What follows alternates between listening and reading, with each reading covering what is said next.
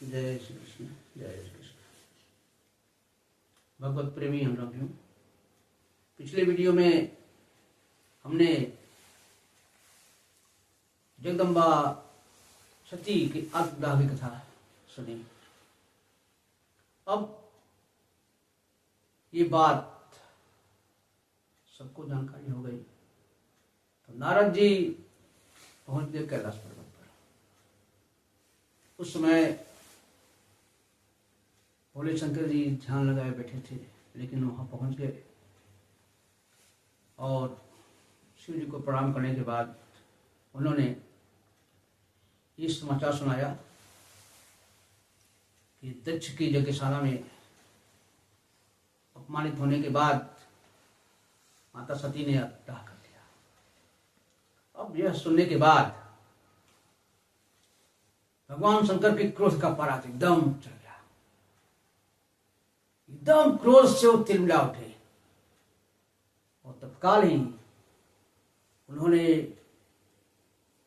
अपने केसों से, अपनी जटा से एक बाल निकाला और अट्टहास करते उसको जमीन पर पटक डाला।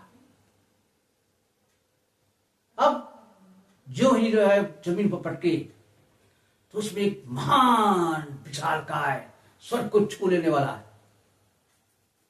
इसके 3 नेत्र थे, उसके लाल लाल जटाएं थी, हजारों बाहें थी और प्रकट होकर के नमस्कार करके पूछा कि भगवान कहिए हमारे लिए क्या आज्ञा है।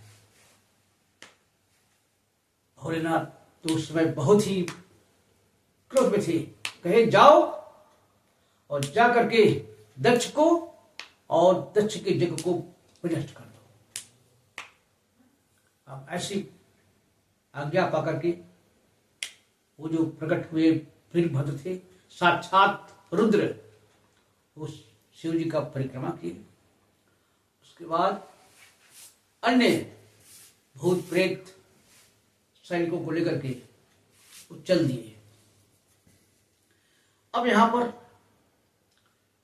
यज्ञ हो रहा था। उधर उत्तर दिशा से एकदम से आंधी और धूल का गुबार। औरतों ने देखा कहीं क्या होने वाला है, ये प्रलय हो जाएगा क्या। फिर दक्ष की पत्नी जो प्रसूति थी, उन्होंने कहा देखिए सब मैं सोच रही हूं कि दक्ष ने जो सती का अपमान किया और शिव जी को यज्ञ में अपना भाग नहीं दिया, इस कारण से अब इसका तो कष्ट को भोगना ही पड़ेगा। हमारे तो मन में यही शंका हो रही है। और तब तक आते आते तो वो लोग पहुंच गए और पहुंच गए। उसके बाद सारे जितने उनके सैनिक थे, उन्होंने क्या किया, पूरी यज्ञशाला को घेर लिया।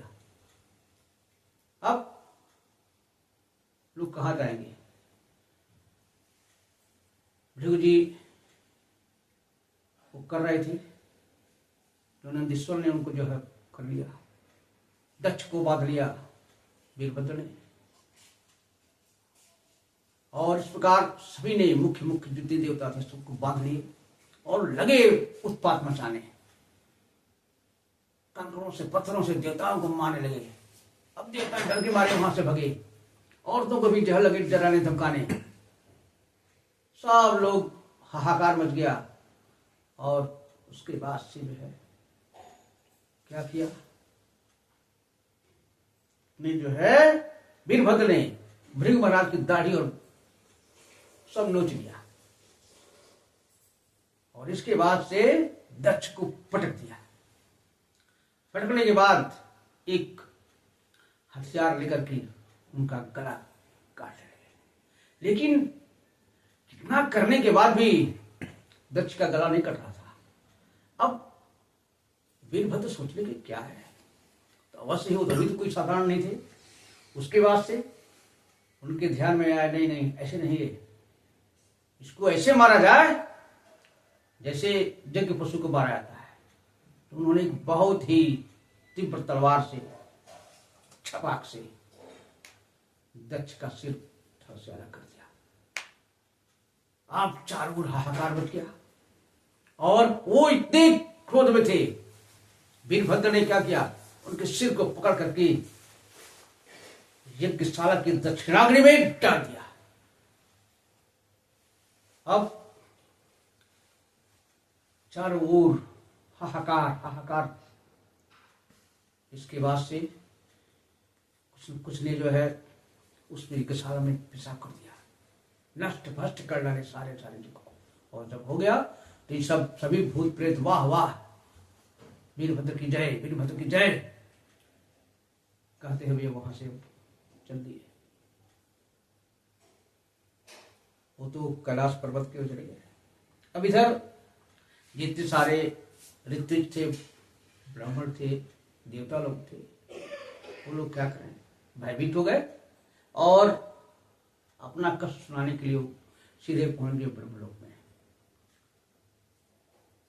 ब्रह्मा जी के यहाँ जाकर के वो सारा वृतांत उन्होंने सुनाया। और बता दूं कि साक्षात हरि जी को, भगवान विष्णु को और ब्रह्मा जी को, ये लोग अंतर्यामी है ना, उनको ये बात पहले से पता थी कि क्या क्या उत्पाद होने वाला है, इसलिए वो लोग उस यज्ञ में नहीं गए थे। अब सुने, कहे ब्रह्मा जी, देखिए अपनी नासमझी से दक्ष ने उनका अपमान किया तो भी तो ठीक था, लेकिन जब उन्होंने सती के प्राण त्याग की बात सुनी तब उनका क्रोधित होना स्वाभाविक था। और मेरा मानना है कि एकदम जो समर्थशाली पुरुष है, तपस्वी पुरुष है, वो अगर कोई गलती भी कर दे तभी उसका प्रतिकार करने के लिए जो मनुष्य कोई करता है ना, तो उसका भला नहीं होता है। और दक्ष ने यही किया। अब ठीक है, वो उपाय है कि भाई शिव जी को मनाया जाए, जब मानेंगे तभी आपका यज्ञ जो है पूरा होगा।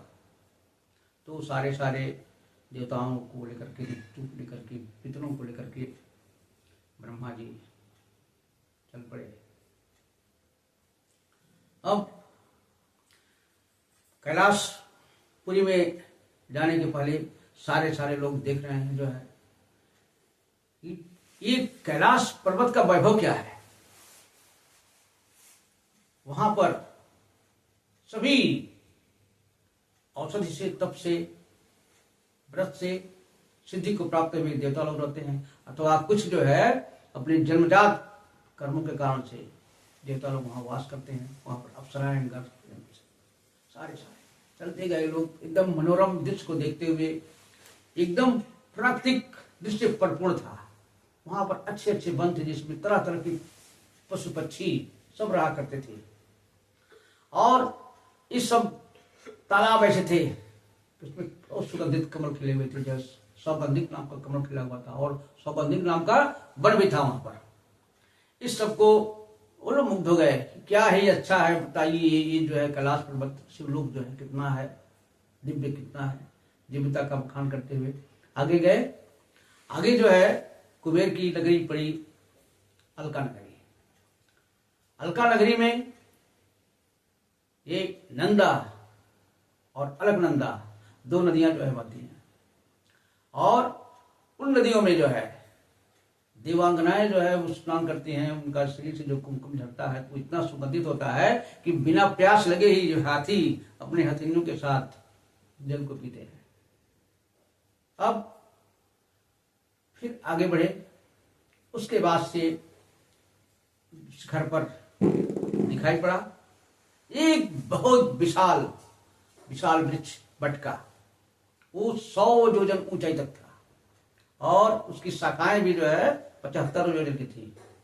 वहां पर सभी लोगों ने क्या देखा, शिव जी बैठे हुए हैं, ये तर्क मुद्रा में बैठे हुए हैं, दाएं पैर पर अपना पाया टिका रखे हुए हैं, और कुबेर नारद जी बैठे हुए हैं। नारद जी उनसे कुछ जो है भगवत धर्म का ज्ञान सीख रहे हैं, और बहुत चारों तरफ उनके महात्मा साधु लोग बैठे हुए हैं। तब तक यही सब चल रहा था। तो ब्रह्मा जी इन देवताओं को लेकर के पहुंच गए। अब इन जगत पिता ब्रह्मा को देख करके शालीनता बस भोलेनाथ अपने आसन से उठ खड़े हुए और उनको प्रणाम किया।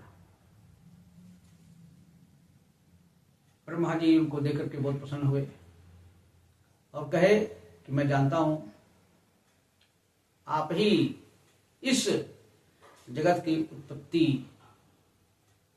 पालन और संहार के मूल कारण हैं। आप अपनी प्रकृति और पुरुष यानी शिव शक्ति से परे होकर के एकदम अध्यात्म में लीन रहते हैं, हमेशा ध्यान रखना और अवश्य ही जो अपराध हुआ है तो अब आप क्षमा करिए। भगवान बोले देखिए ये जो उन्होंने किया ये थोड़ा सा उनको सावधान करने के लिए किया, लेकिन कहे नहीं भगवान अब आप प्रसन्न होइए और ऐसा करिए कि उस यज्ञ विध्वंस करते समय ये भग देवता की आंखें नोच दी गई थी, पूषा के दांत तोड़ दिए गए थे और दक्ष का सिर जो है, तो ऐसा करिए कि आपकी कृपा दृष्टि से सभी लोग अपने अपने यथावत रूप से और ये देवताओं का जो अंग भंग टूटा फूटा है सभी लोग सही हो जाए। तो तत्काल भगवान शंकर बोले कि पूषा के दांत टूट गए हैं तो वो जो है अब से जजमान के दांतों से अन्न का भक्षण करेंगे और ये भक्त देवता जो है मित्र देवता की आंखों से अपने जगत का भाग दिखेंगे और चूंकि दक्ष का सिर वो जल गया है इसलिए उसके स्थान पर उनके बकरे का जो सिर लगा देगा। और ऐसा कहने के बाद सभी देवता लोग बहुत प्रसन्न हुए और कहे नहीं भगवान आप भी जो है पधारिए और जो भी किया दक्ष के अपराधों को आप माफ कर दीजिए। तो कहे ठीक है। इसके बाद चले लोग शिव जी को साथ लेकर के सभी देवता ब्रह्मा जी पुनः वहां पहुंचे। उसके बाद यज्ञ का पुनः प्रारंभ हुआ और दक्ष का जो मृत शरीर था उसमें बकरे का सिर लगा दिया गया और वो जीवित हो गए और भगवान ने अपनी कृपा दृष्टि उनके ऊपर डाली, प्राण आ गया। तो वो कुछ शिव भगवान की स्तुति करना चाहते थे, उनको अपने अपराध का बोध हो गया था, लेकिन फिर उनको तत्काल वो स्मरण आया अपनी बेटी यानी सती की मृत्यु का, इस कारण उनकी आंखों में आंसू आ गए और कुछ इतने हो गए कि अपने शब्द उनके नहीं निकल पाए। फिर भी उन्होंने कहा कि प्रभु जो भी किया, लेकिन मैं सत्कर्म में लगा हुआ हूं, कर्म ही जो है, मैं आपके महिमा को मैं नहीं पहचान पाता, तो आपने जो मुझको दंड दिया ये अच्छा ही हुआ।